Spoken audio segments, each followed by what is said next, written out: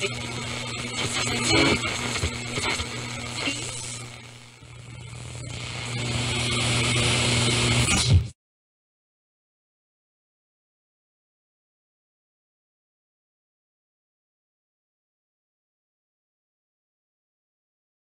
hello, fellow patriots of humanity. So good to be with you here today. This is probably sometime, I think it's probably around 11:30 a.m.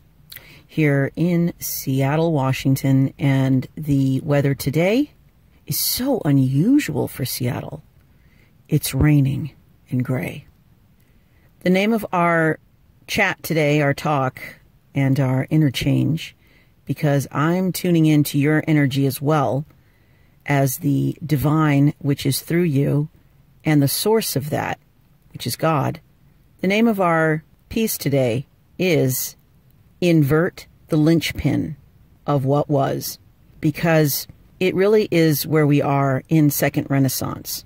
In this moment of decisions and reflection, we just came out of Mercury retrograde, as you well know, if you have listened to any of the wonderful oracle reports via Laura Walker throughout the years, but particularly in the last few months, that this is the time that we have all been building towards, waiting for, and working in to get where we are now.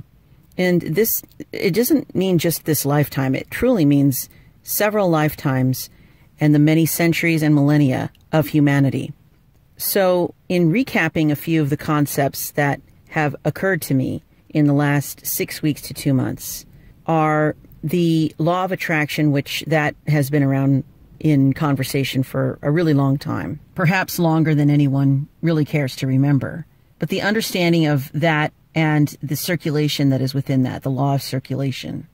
Jesus talked about that in the giving and receiving, and when he said that it was better to give than to receive, I actually take that as when you give, you are receiving, because you are receiving the joy of what you are giving. But let us not overlook the receiving part as well. The receiving is just as important, because if you are not open to receive and you do not have those gates open and you're not available to receive, you're not really open to give either. You might give things that are easy for you to give, monetary things, things that you're good at, things that have been sort of easy to give because they might be in your nature, they might be something you've developed as a skill that is just really not that complicated to give away. In fact, most of us have had the motivation of developing ourselves and our skills so that we can provide service to humanity. What I'm talking about in the receiving department is when there is not the availability to receive, when there is no loading dock to bring in that which is the fruit of others and their labor and their willingness to share that with us, to actually be in the law of circulation as they have received from us and take great joy in that we ourselves might receive from them that which they have put their intention into. This availability is so important. This is a concept I came up with about 6 weeks ago, and it really started to kind of hone in on some areas of my life that I wasn't aware that I wasn't receiving. And so when you actually think about reception itself, that there is no conception, there is no putting things together to make something in this world, unless there is a giving and there is a receiving. And in this, I find that the law of availability, which I think is beyond the law of attraction, starts to be something that helps us to tune in into what it is that we actually are available for. We might talk a lot about what we want, and we want peace on the planet, and we want peace in our families, we want joy, we want all of the hallmarks of what has typically and traditionally been told to us that are the signals and the evidence of a healthy spiritual life. And yet we also know that this planet is not an easy planet to be at. It's not a vacation land for the most part. We really did come here to do the work that is necessary to transcend, to transform, to alchemize, and to truly go beyond that which we have experienced thus far. In this, I believe it is discovered that the real joy, the full spectrum joy, comes from doing the work that we came here to do and that we were designed to do and that we answered the call and volunteered to sign up for. As we've talked about before in Kurt Vonnegut's Sirens of Titan, the chronosynclastic infundibulum, a tube that goes through the universe, wherein all ideas, all thoughts, all opinions are accurate because they are all symbols of that which actually is occurring simultaneously. I believe that that chronosynclastic infundibulum goes through our brain, our mind, our hearts, all through our soul. And so as we have conflict sometimes or are in a state of agitation simply because we don't know what next to do or how next to do it, or even if we know what there is to do, we don't know when we should do it. These are all signals and symbols as well of our desire to do the right thing, to be in the right place, and to administer at the right time, which is actually what Jesus taught and what he also said we would be more than capable of. And so as we come into this law of availability in Second Renaissance, we also can see that there is something I think that is very integral to the entire process, which is to invert. This word kept coming to me morning after morning. Invert, invert, invert. And as I have discovered some things in my own life, which I've been pretty angry about in the last, I don't know, couple of months, I'd say, maybe even 3 months, I would also say that in the old-timey way, I would have probably felt guilty about being angry. A little bit. I've never really had a problem expressing my emotions, but I have been told my entire life to not be angry. And I think this was a key touchstone for me to develop into this person now that is completely at peace in admitting the things that I am angry about.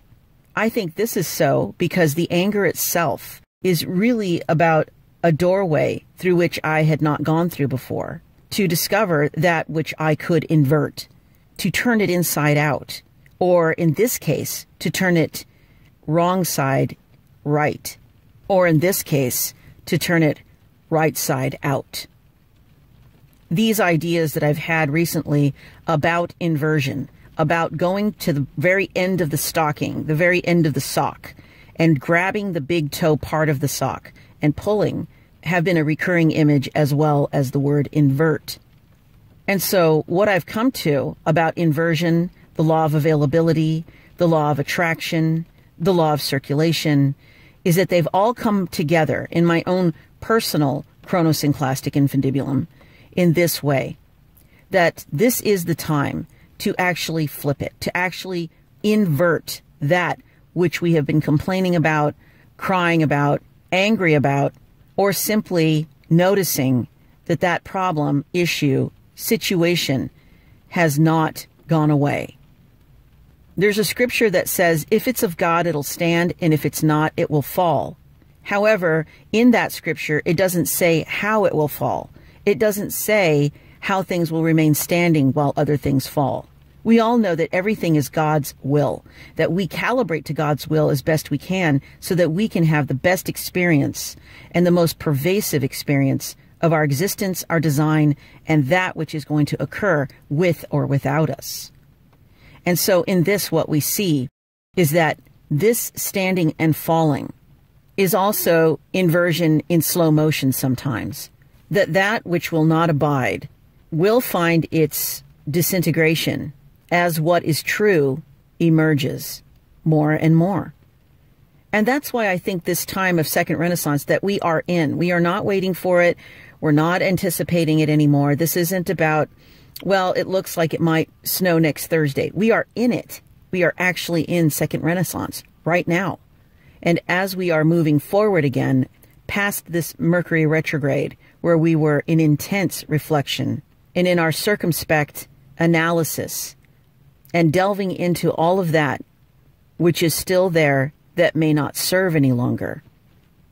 This is the very beginning of how we may next develop ourselves to create the realities that closely match, or at least closer match, who we actually are. I remember for a long time thinking to myself, am I the only one seeing this, or that, or these things? And now I know I'm not. And as well, there has been another concept that has come to me today, which is in my anger, which I have not turned away from at this time, as I have in the past, about a very specific topic. The anger is actually about that which is another symbol, signal, an assault, an attack on human sovereignty and personal human sovereignty. This that I am angry about is another portal through which to see the attempt to take away dignity, confidence, self-awareness, and a deep understanding of oneself to the point where you actually can see your part in everything that we might think happens to us in this life. And the reason I say that, and I know that a lot of people would say, well, they didn't choose to have that disease, or they didn't choose to be raped, or they didn't choose to be beaten, or this person didn't choose that. What I'm actually talking about is something that is far beyond that, which is the choice to come to this planet, the choice to be here. And I also realize that there's some people who will hear that as a blame type of situation. Well, I'm blaming you because you chose to come here. Similarly, I remember a conversation wherein, because I lived kind of in the bad part of town, that I was actually told, well, you chose to live there.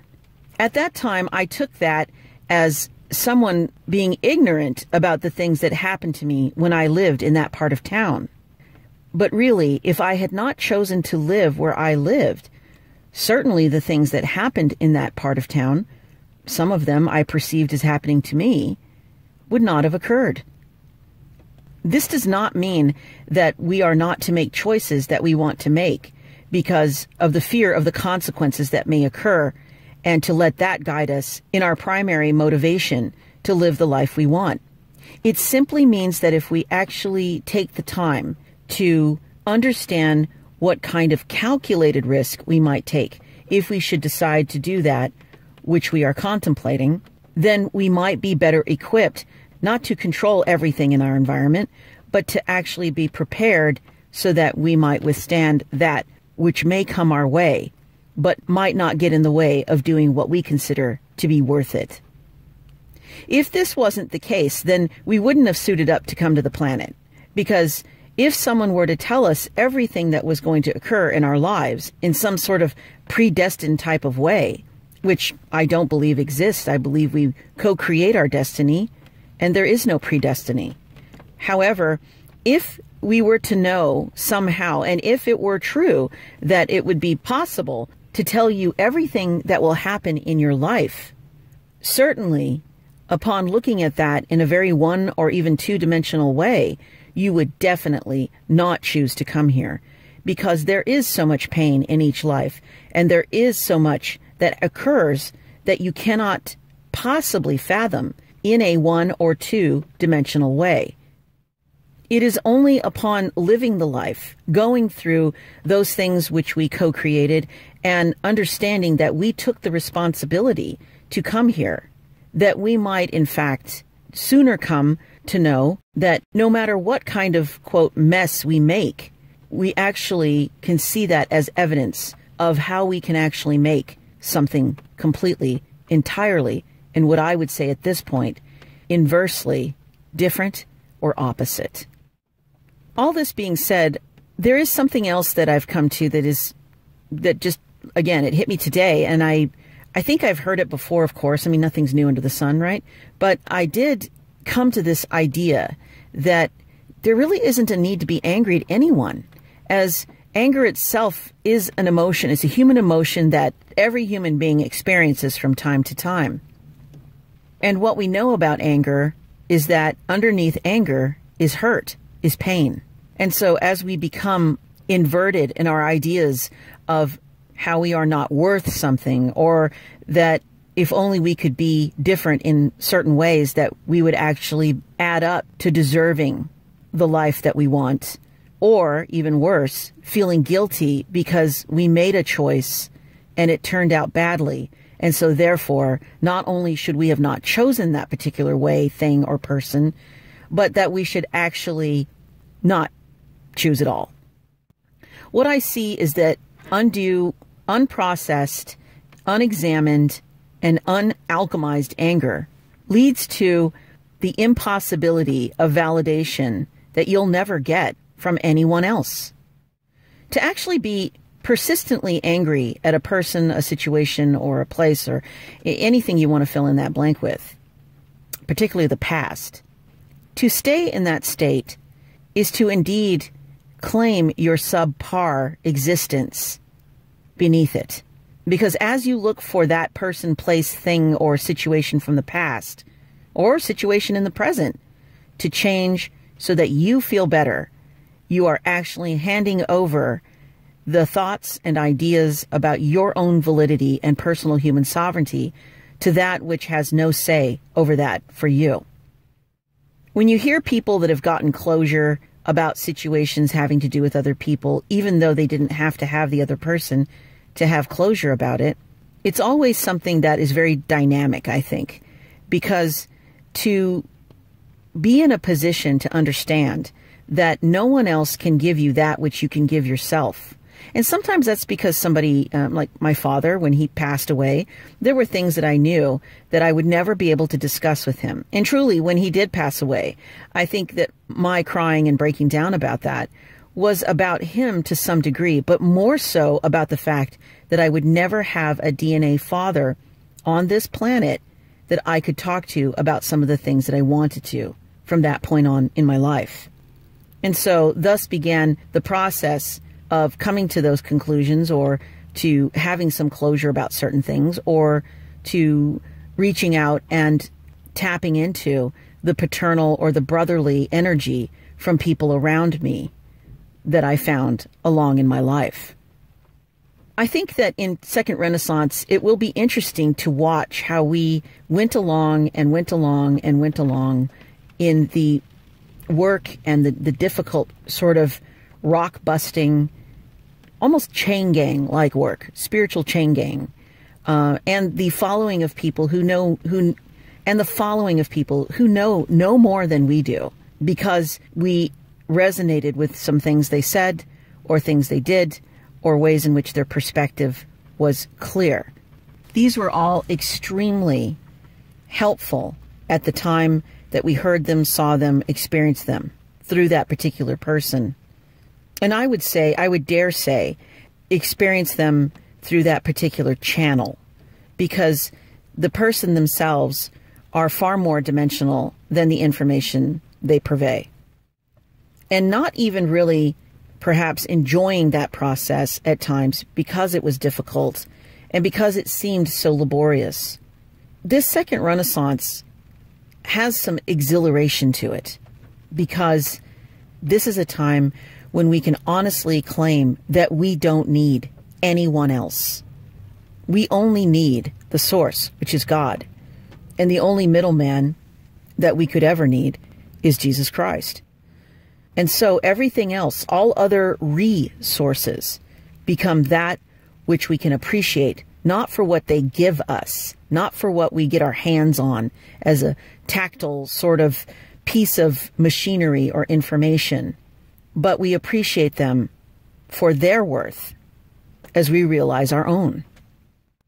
Those who are not open and available to the realization of their own worth in the laws of attraction, in the laws of circulation, availability, and the inversion that I speak of, will find it very difficult to continue their routine in this new time.